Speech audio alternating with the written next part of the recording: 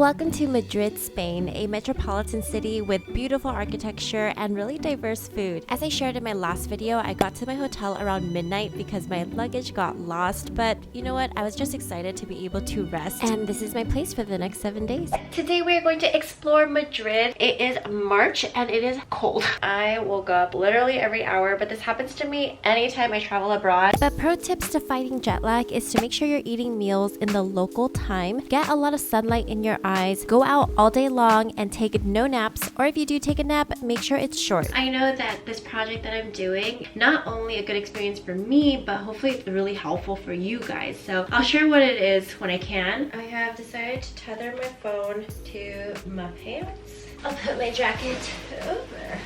The hotel that the company booked me with gave me breakfast, so we had this buffet every single day. There were a lot of pastries, a lot of cheese, and a lot of deli meat. I did not prepare for it to be this cold, but I think the wind really adds to that. But today we're going to go to the touristy areas, to Puerta del Sol. There's a lot to do, but I have to be very mindful of my belongings.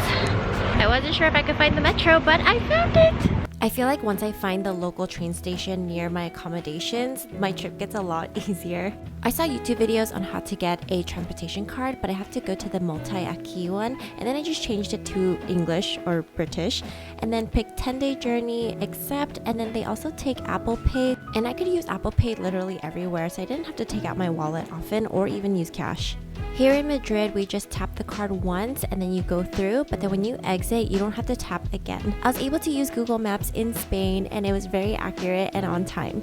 Puerta del Sol is one of Madrid's most famous and bustling city squares. I heard it gets really crowded at nighttime, but I wanted to come during the day, so I felt a little bit safer alone. Oh wow, it is beautiful here. I asked on my Instagram for some suggestions, and one of the most popular places was this bakery. I asked on my Instagram where I should go, and a lot of people recommended this bakery. It was founded in 1894, so definitely a lot of history, and they are known for this pastry that's very similar to a chocolate croissant. They had a ton of other pastries as well, and then they accepted cash here. I didn't even ask if they take cards, so this is the only time I had to use my cash. The outside was buttery and flaky, and the inside was a chocolate cream, but I did find that it was a little bit too sweet for me. But the journey continued, and this was literally Monday morning, and I was surprised to see so many people out and about. So it makes me feel a lot safer, but the streets are so cute. Another eating spot, we are off to Mercado de San Miguel, which is like a little food hall market.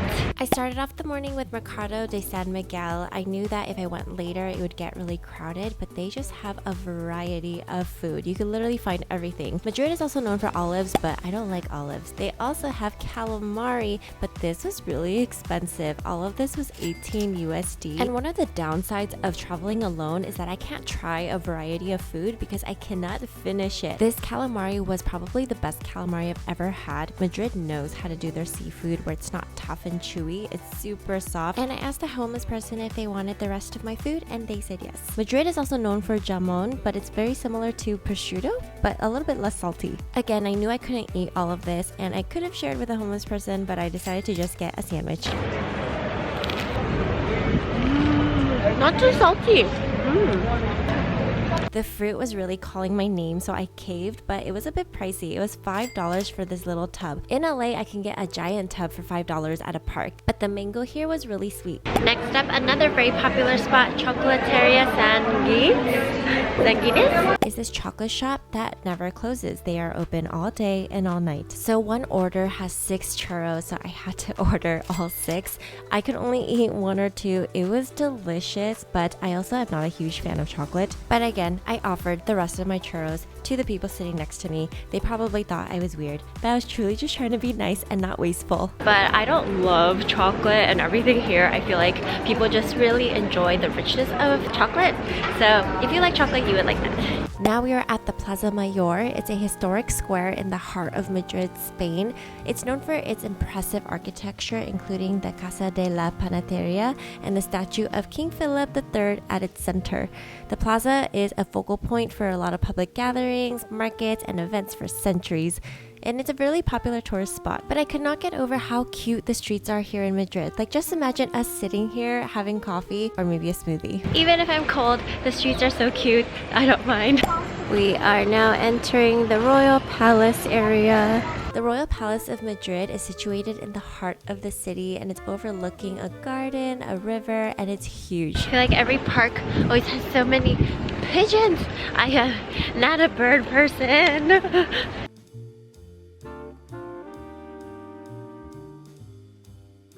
Most people come to Europe for museums and architecture, but I'm not really an art museum girl. I'll go, but I literally just like look at everything. I don't read everything. To tour inside and to see everything, it's about 14 euros, but I did not go inside, but you guys can go inside with my camera.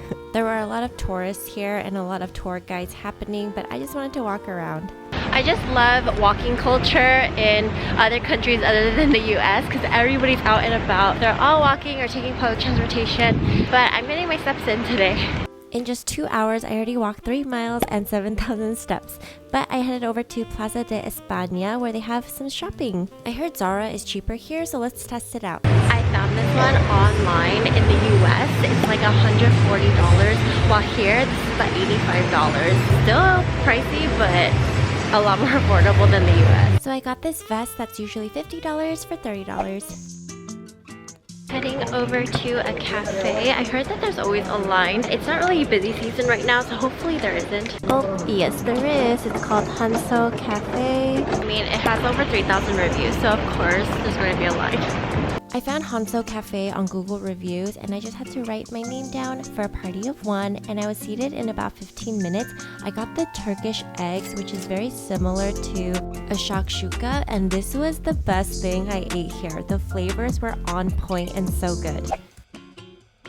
At this point, I really was not hungry, but I wanted to share with you guys some other food options in case you come to Madrid. So this place has a diverse option of food. They had Asian food here too. Let's see what food. Oh, it's 3 stories.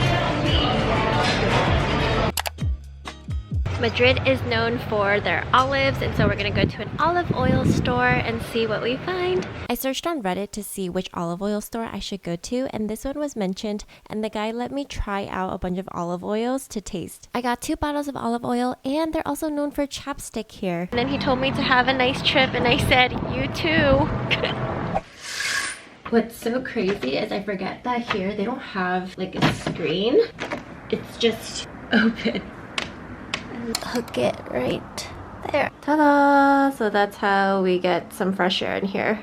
Madrid has one of the best tap water, and I did find that when I showered, my hair was not falling out as much. We are off to dinner. There are a lot of families and kids out. It is 5:54, so I guess this is when they're either getting dinner or they got out of school, but that's kind of late if they just got out. Having my pass clipped onto my purse and then also having my phone clipped on made me feel very safe, and I didn't have to worry about anything. We are in Salamanca, and this station is so big. Salamanca is like an upscale neighborhood. I would equate it to the Beverly Hills of Los Angeles. And someone on my Instagram recommended Honest Greens, and shout out to you because I had this 3 times while I was in Madrid.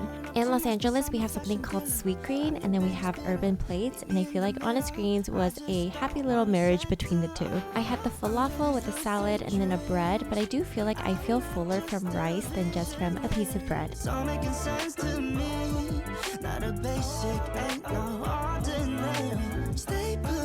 I walked around a little bit more after dinner just to sightsee and to go into any shops, and then I actually had to rush back to my hotel because I had to teach. Alrighty, so we want to move forward. So how many times do we have to move forward in order to collect all of them? Okay. And today was the day of my secret project, and I was so excited but also nervous. I did vlog it, so I will make sure to post that when the project comes out. I love this walk to work. It is 36 degrees, but I don't mind it because the sun is out, and I just love walking culture. There's so many people out right now just walking to work or walking wherever they need to go.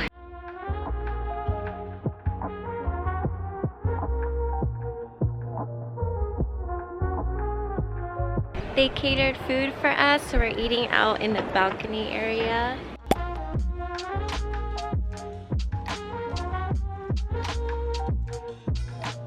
So, would be fun. You talking now and saying, "Oh my God, this is being horrible." This No, it's This so guy fun. está so Solo para ver, solo para ver. Yeah.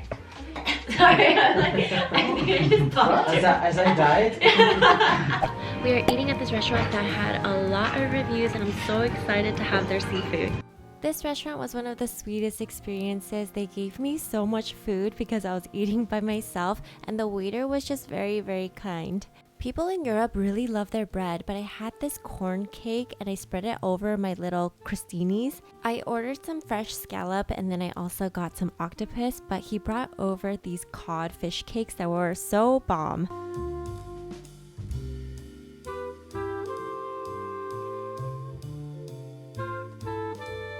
Again, people in Spain know how to do seafood because this octopus was so tender. It was not chewy whatsoever. Oh my goodness, so good. Oh my gosh, he just gave me free cheesecake.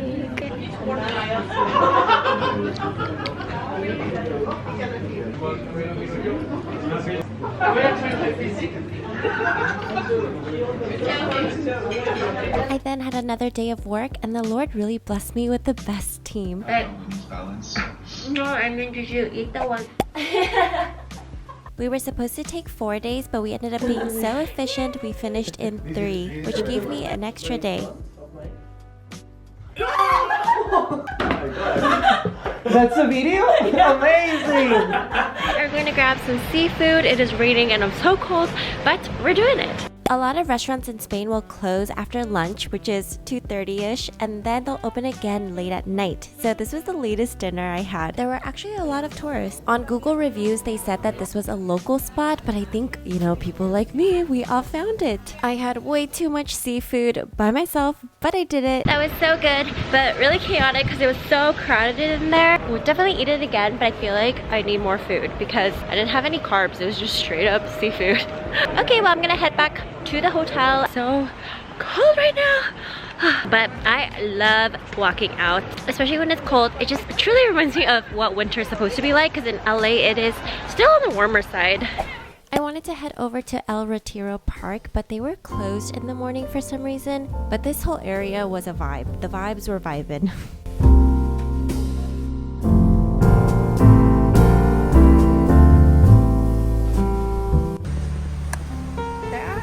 People who smoke here, like on every street.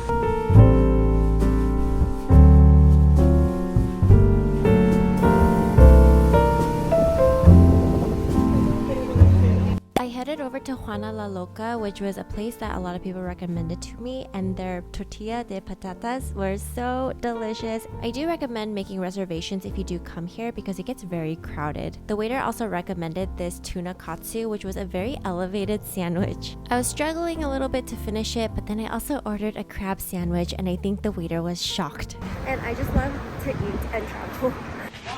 So that the marathon may be complete, we're going to do sufficiency from our capacity to understand.